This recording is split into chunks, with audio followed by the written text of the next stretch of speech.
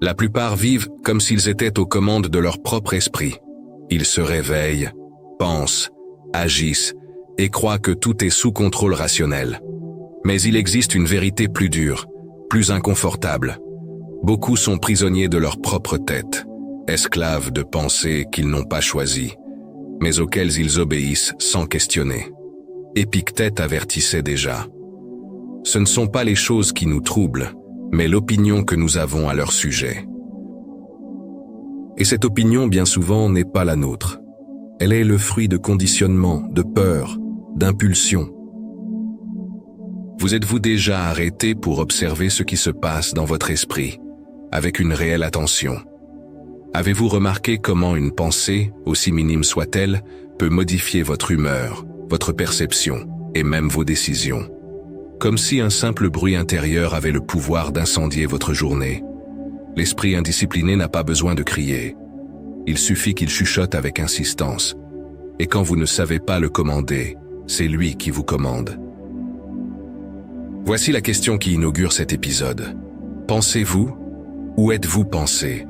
Le stoïcisme ne veut pas que vous fassiez taire votre esprit de force comme on tenterait de faire taire un enfant agité. Il enseigne quelque chose de plus profond. Diriger l'esprit comme un empereur commande son armée intérieure, avec discipline, clarté et but. Dans cette vidéo, nous allons explorer 7 manières dont vos pensées peuvent saboter votre liberté. Et plus important encore, comment la philosophie stoïcienne peut vous apprendre à reprendre le commandement de votre esprit, un exercice après l'autre. Le premier ennemi n'est pas visible. Il n'a ni visage ni voix propre, mais il parle sans cesse dans votre tête. C'est la pensée automatique, celle qui surgit sans invitation, se déguise en vérité et détermine vos réactions avant même que vous ayez le temps de réfléchir. L'esprit réactif est rapide, mais rarement sage. Épictète n'enseignait pas à faire taire les pensées, mais à les examiner avec courage. Quand vous êtes saisi par une émotion soudaine, comme la colère ou la peur, ce qui agit là n'est pas la raison, c'est l'habitude mentale. Les pensées automatiques sont des raccourcis que l'esprit crée pour survivre, mais qui deviennent des pièges quand elles ne sont pas confrontées. Sénèque avertissait « Nous sommes plus souvent effrayés que blessés. Nous souffrons davantage dans l'imagination que dans la réalité. » Cette phrase met en lumière la racine de nombreuses souffrances modernes. L'habitude de croire à tout ce que l'esprit dit dans la chaleur du moment.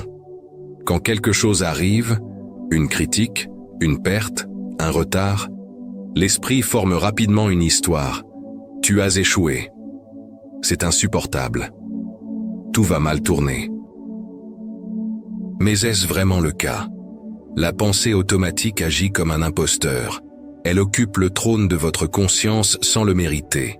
Et vous, sans vous en rendre compte, vous commencez à vivre guidé par des interprétations déformées, des réponses précipitées, des sentiments enflammés.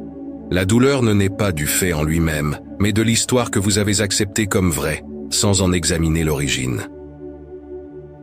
Pour le stoïcien, la liberté mentale commence par un geste simple mais puissant. Nommer les pensées. Les rendre visibles, comme si vous retiriez des masques. En nommant une pensée, peur, insécurité, attente, vous l'arrachez à l'obscurité. Et ce qui est vu avec clarté perd son pouvoir de commandement.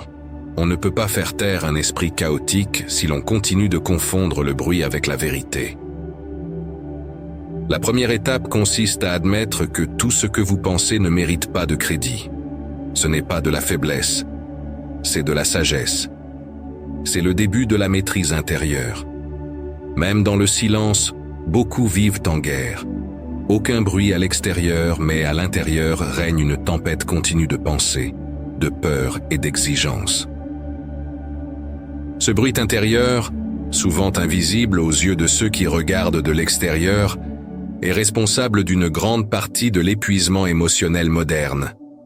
L'esprit, quand il n'est pas entraîné, devient une maison sans structure.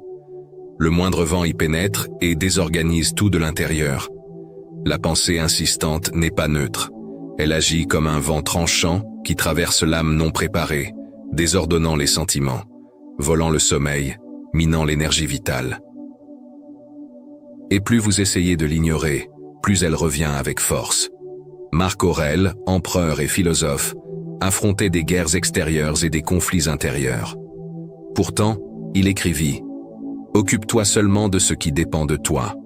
Cette phrase n'est pas seulement un conseil pratique, c'est une ancre contre la dispersion. Quand l'attention se porte sur ce qui échappe au contrôle, le bruit mental s'intensifie. Quand elle revient à ce qui est sous votre domaine, l'esprit trouve le repos. Le bruit intérieur est nourri par une vieille habitude, celle de juger tout ce qui arrive, tout le temps. L'esprit, inquiet, veut interpréter, prévoir, contrôler. Mais le stoïcien ne juge pas à la hâte. Il observe. Il laisse les pensées passer au crible de la raison, avant de leur donner une place dans son cœur. La paix intérieure n'est pas l'absence de pensée. Ce serait la torpeur, pas la lucidité. La paix, c'est la présence ferme de la raison face aux pensées. C'est la capacité de discerner entre ce qui est réel et ce qui n'est qu'une projection.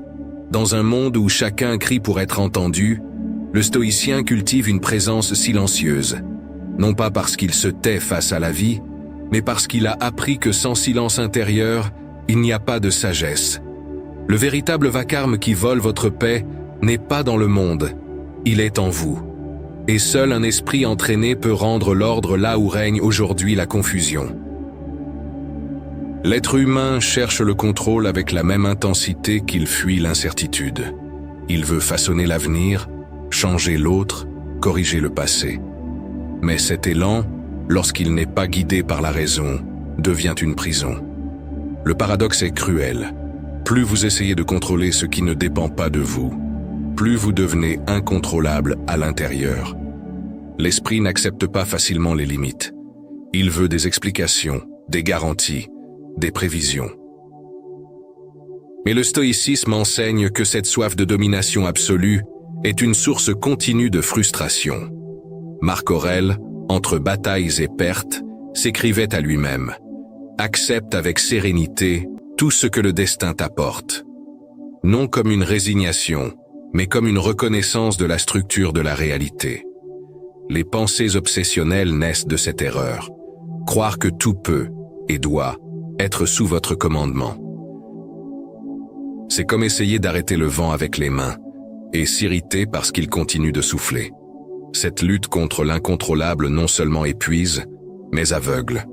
L'esprit dépense de l'énergie là où il n'y a pas de retour, et abandonne précisément ce qu'il pourrait transformer. Sa propre disposition face aux faits. Le stoïcien n'est pas passif, mais sélectif. Il concentre son énergie sur ce qui est à sa portée. Pensée, choix, réaction. Et face à ce qui échappe, le jugement d'autrui, le temps, le destin, il pratique l'art le plus difficile et le plus libérateur, l'acceptation rationnelle. La clarté surgit lorsque vous regardez une pensée insistante et vous demandez avec une brutalité honnête « Cela dépend-il de moi ?» Si la réponse est non, il n'y a rien d'autre à faire que d'ajuster votre attitude. Si la réponse est oui, alors il y a du travail à faire, mais sans illusion, sans désir de contrôle total, sans attachement au résultat. L'esprit qui ne comprend pas ses limites court après des fantômes. L'esprit stoïcien, au contraire, marche avec fermeté dans les limites qu'il reconnaît. Et c'est précisément pour cela qu'il conquiert une liberté que le monde ne peut pas lui enlever. Il existe une forme de prison qu'on ne voit pas. Elle s'installe dans l'esprit, lorsqu'une pensée destructrice se répète si souvent qu'elle commence à paraître vraie. Tu as échoué. Tu n'es pas suffisant. Tu gâches toujours tout. Peu à peu, la sentence se fixe, et l'individu ne questionne plus l'origine de ses maux. Il se comporte simplement comme quelqu'un condamné. La souffrance la plus corrosive ne vient pas des événements extérieurs, mais des histoires que nous acceptons comme incontestables à l'intérieur de nous. Marc Aurèle écrivit « L'âme prend la couleur de ses pensées. C'est une image simple, mais dévastatrice. Lorsque vous vous nourrissez quotidiennement de jugements cruels, d'autocritiques féroces, de souvenirs mal guéris, votre âme commence à refléter ce poison. Mais l'esprit stoïcien n'accepte pas passivement le rôle de l'accusé. Il est vigilant. Il observe les pensées comme un juge observe les témoignages, non avec émotion, mais avec discernement. Car il sait que toute mémoire n'est pas fidèle, et que tout jugement intérieur n'est pas juste. Vivre comme esclave de pensées punitives, c'est perpétuer une peine que plus personne n'impose, sinon vous-même. Ce n'est pas une vertu. C'est une reddition à la culpabilité, à la peur et à la distorsion. Et le stoïcisme n'est pas une philosophie de fuite, mais d'affrontement. Sénèque nous enseigne que la douleur a sa fonction, mais aussi ses limites. La discipline stoïcienne ne consiste pas à se punir sans fin, mais à corriger la route avec fermeté et humanité. Se traiter avec dignité n'est pas de l'auto-indulgence. C'est reconnaître que l'erreur fait partie du chemin, et que la rigidité sans compassion détruit autant que la négligence. Le stoïcien est sévère avec le vice, mais compatissant envers l'âme en croissance. Il ne ferme pas les yeux sur ses fautes, mais il ne permet pas non plus qu'elles le définissent. Et lorsqu'une pensée cruelle tente de prendre le commandement, il l'affronte avec courage et la désarme avec raison. Toutes les pensées qui paraissent fortes ne sont pas signes de lucidité. Certaines ne sont que des cris de l'ego déguisés en raison. Je mérite plus. C'est inadmissible. Je ne peux pas accepter d'être traité ainsi. À première vue, ces phrases semblent défendre la dignité, mais au fond, elles révèlent un esprit prisonnier de l'attente, de l'orgueil, de la vanité. L'ego ne supporte pas d'être contrarié. Il exige reconnaissance, confort, contrôle. Mais la vie, dans sa nature impassible, ne se plie aux caprices de personne. Et c'est dans cette confrontation que beaucoup de pensées s'enflamment. Non par sagesse, mais par frustration. Sénèque, dans sa vision sereine et austère, écrivit « Ce que tu considères comme intolérable est peut-être ta plus grande leçon. » Un esprit égoïste rejette l'inconfort et cherche des coupables. Tandis qu'un esprit stoïcien observe l'inconfort comme une opportunité de renforcement. Le piège de l'ego réside dans l'illusion que tout devrait tourner autour de sa volonté. Lorsque quelque chose échappe à son contrôle, l'ego se révolte et la pensée devient un discours de défense. Cela ne peut pas m'arriver, mais cela peut, et cela arrive. Le stoïcien ne se définit pas par ce que le monde lui donne, mais par ce qu'il choisit de soutenir intérieurement. Les pensées dictées par l'ego sont bruyantes, exigeantes, inflammables. Les pensées guidées par la raison sont discrètes, fermes et durables. La liberté stoïcienne ne s'obtient pas par la conquête extérieure, mais par le renoncement intérieur. Renoncez au contrôle de ce qui ne dépend pas de vous. Renoncez au besoin d'avoir raison tout le temps. Renoncez au désir d'applaudissement et embrassez le silence du devoir accompli. L'esprit qui sert l'ego est inquiet, dépendant et fragile. L'esprit qui sert la raison est libre, non parce qu'il a remporté toutes les batailles extérieures, mais parce qu'il a vaincu la pire de toutes, l'illusion que le monde existe pour confirmer ses désirs. Penser n'est pas la même chose que croire, et croire n'est pas la même chose que suivre. L'une des plus grandes erreurs de l'esprit agité est de supposer que toute pensée qui surgit mérite attention, analyse ou obéissance. Mais le stoïcisme enseigne que le véritable pouvoir réside dans le discernement. Observer une pensée destructrice sans se laisser emporter par elle. Épictète disait « Tu ne peux pas empêcher quelqu'un de t'insulter, mais tu peux choisir de ne pas être insulté. » La même logique s'applique à l'esprit. Il ne s'agit pas d'empêcher les pensées de surgir, cela n'est pas sous contrôle. Il s'agit de décider si vous allez les abriter ou non. L'esprit est comme une maison aux fenêtres ouvertes. Les pensées vont et viennent comme des courants d'air. Certaines rafraîchissent, d'autres étouffent. La différence réside en celui qui contrôle les fenêtres. Quand vous acceptez une pensée négative comme hôte permanent, vous ouvrez la voie au chaos intérieur. Refuser une pensée destructrice, ce n'est pas la réprimer. Ce n'est pas faire semblant qu'elle n'existe pas, ni mener une guerre intérieure. C'est, au contraire, reconnaître sa présence avec clarté et fermeté. puis la laisser passer. Une pensée ne devient votre maître que lorsque vous la nourrissez de peur ou d'attachement.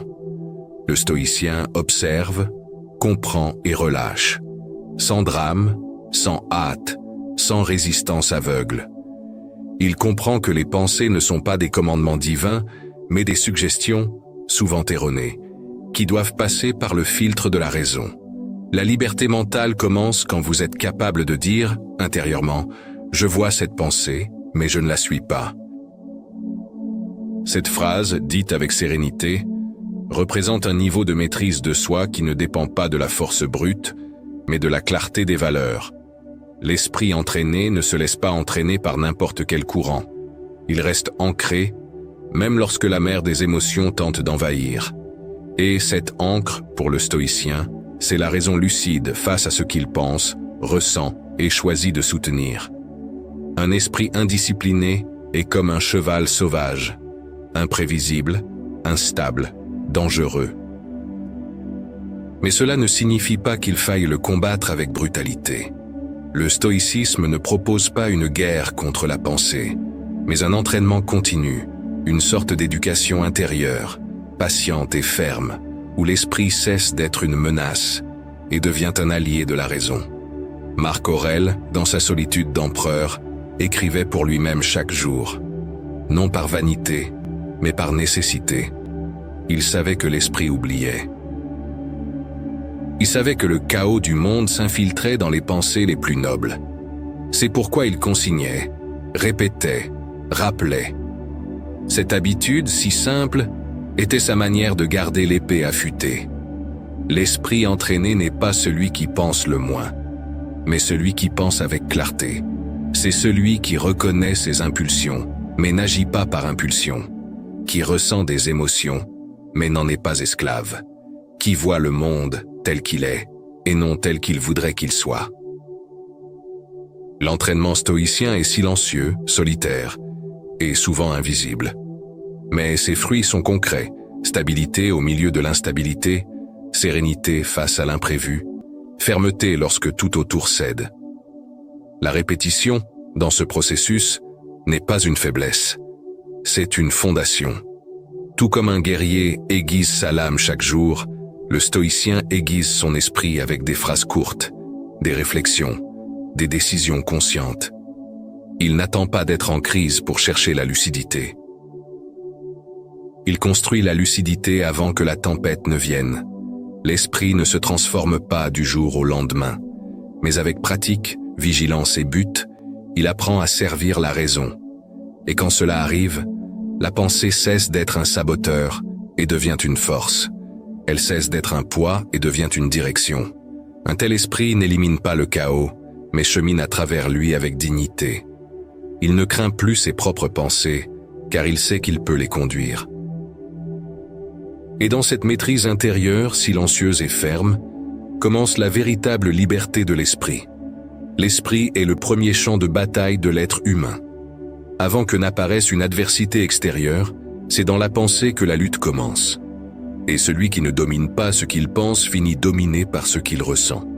Mais lorsque l'esprit apprend à s'incliner devant la raison, naît alors une force qui ne dépend pas des circonstances, mais seulement de la conscience. Épictète disait « La liberté commence dans l'esprit qui sait ce qu'il peut et ce qu'il ne peut pas contrôler ». Et dans cette phrase se révèle le cœur du stoïcisme. La véritable liberté n'est pas de faire tout ce que l'on veut. C'est de ne pas être entraîné par tout ce que l'on pense. C'est de rester entier même quand le monde autour est en ruine. Un esprit indiscipliné transforme n'importe quel scénario en tragédie. Un esprit entraîné transforme même la douleur en apprentissage. Voilà la différence entre l'esclave des émotions et le maître de soi. Il ne s'agit pas d'éliminer le chaos mental. Ce serait illusoire. Il s'agit de prendre les rênes, de conduire le flux des pensées avec fermeté, comme on dirige un cheval indompté jusqu'à ce qu'il apprenne le chemin. Peut-être que vos pensées essaient encore de crier, peut-être surgissent encore des doutes, des souvenirs amers, des impulsions. Mais désormais vous portez une nouvelle conscience. Ce n'est pas la pensée qui commande, C'est vous qui décidez à qui prêter l'oreille. La victoire stoïcienne ne se produit pas dans les applaudissements des autres, ni dans la conquête visible. Elle se produit en silence lorsque vous choisissez de ne pas nourrir la pensée toxique, lorsque vous interrompez le cycle de réactivité, lorsque, face à la tentation de céder au chaos, vous demeurez ferme. C'est là, dans cet instant subtil et décisif, que commence la véritable liberté. Et quand l'esprit sert la raison, l'âme trouve sa première grande victoire, la maîtrise de soi.